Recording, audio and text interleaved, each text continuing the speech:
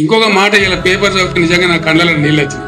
జాతీయ స్థాయిలో అంతర్జాతీయ స్థాయిలో చాలా కష్టపడి రాష్ట్రం యొక్క గౌరవాన్ని పెంచిన ఐటీ రంగంలో కానీ పరిశ్రమల రంగంలో కానీ బ్రహ్మాండమైన పెట్టుబడులు వస్తూ ఉండే తెలంగాణ. నరేంద్ర మోడీ కూడా అసూయపడేంత పెట్టుబడులు వస్తూ ఉండే. ఇవాళ చదివితే 1000 కోట్లు పెట్టుబడి పెట్టే కంపెనీ మద్రాస్కి వెళ్ళిపోయింది, తమిళనాడు రాష్ట్రానికి వెళ్ళిపోయింది. ఇవాళ చూస్తే అల్యూమినియం అండ్ ప్లాస్టిక్ ఇండస్ట్రీకి కరెంటు కోతలు పెడుతున్నది ప్రభుత్వం. రోజుకు 5-6 సార్లు ట్రిప్ అవుతున్నది. వాళ్ళ మధ్యలో ప్రాసెస్లో పని ఆగిపోయి వాళ్ళు పెదవిరుస్తున్నారు. ఇక తెలంగాణ లాభం లేదు, వెళ్ళిపోవాలనుకుంటున్నారు అని చెప్పి వార్త వచ్చింది. నాకు చాలా బాధ కలిగించాలి, దుఃఖం కలిగింది. 4-5 నెలల దుర్మార్గులు ఎంత పని చేసిరి, ఎంత మంచిగా ఉన్న తెలంగాణ ఎట్లా ఆగమైపోయాయి, ఇది ఎట్లా అని చెప్పి చాలా బాధపడ్డా. ఈ బాధ నివారణ కావాలి. నేను మీ అందరినీ ప్రార్థించేది ఒకటే, 2001లో తెలంగాణ జెండా ఎత్తినాడు హుజురాబాద్ గడ్డ.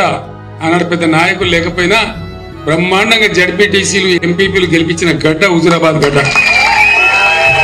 2001లోనే. దాని ఫలితమే మనకు తెలంగాణ వచ్చింది, బ్రహ్మాండంగా ఉన్నాం. తెలంగాణ ఉద్యమం అయిపోలే, ఇంకా ఉన్నది. తెలంగాణ పునర్నిర్మాణ ప్రక్రియ కూడా ఇంకా ముందుకున్నది. మన బాధ్యత అయిపోలే.